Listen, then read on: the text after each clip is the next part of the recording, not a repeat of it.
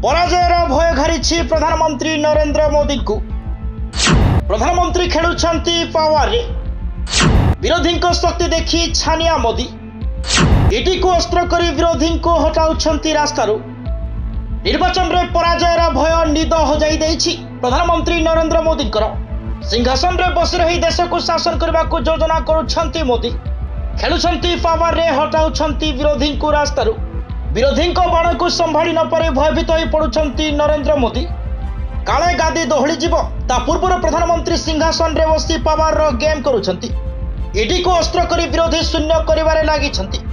हेले इतिहास कहे जे पावर रे थई पावर रो अपव्यवहार करिछंती। जनता तांको केबे भी क्षमा देई नाहंती। आ निर्वाचन रे पराजय को सामना करबा पूर्व प्रधानमंत्री जो गेम करिछंती ताहा तांको आगो को महंगा पड़िबो। चाप पकाई हुए तो विरोधी को चापी दे पारंती, मात्र जनता को चाप पकेबा जे संभव यह हुए तो प्रधानमंत्री भूली जाइछंती। आगो को निर्वाचन आ पूर्व थरहर प्रधानमंत्री निज स्वार्थ पर जनक पर जनक बलि चढ़ाइबा को पछाऊ नाहंती। जे जनता प्रिय जे देशर विकास करती से विरोधी को देखी विचलित हुअंती नहीं।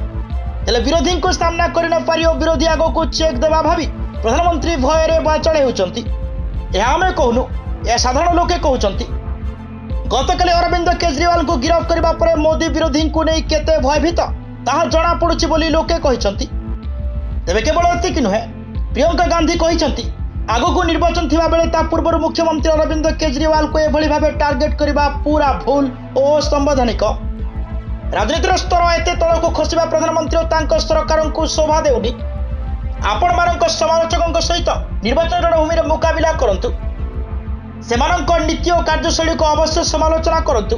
यह गणतंत्र पाई भल, किंतु निज राजनीतिक उद्देश्य को पूरा करबा पई एभली भाबे देशर सब संस्था गुड़िकर क्षमता को व्यवहार करबा और सेमानक ऊपर चाप पकाई सेमानक दुर्बल करबा गणतंत्र सब नियम को उल्लंघन करुछि।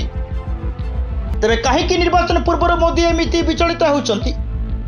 गोटे पटे केजरीवाल को गिरफ आ अन्य पटे देशर सबुठ बड़ विरोधी दल कांग्रेस बैंक जवाब फ्रीज कर दिया जाइछि।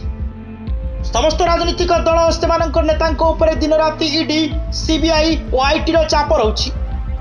तेबे एभली लज्जाजनक घटना स्वाधीन भारत रे प्रथम थर घटिछि बोली लिखिछंती प्रियंका गांधी तांको एक्स रे। तेबे याकु जनता केबे क्षमा करिवे नाही। आगो को यह मोदी को ऊपर भारी हेबा सहित धर्मर जय हेबो बोली चारिआडे चर्चा जोर धरिछि।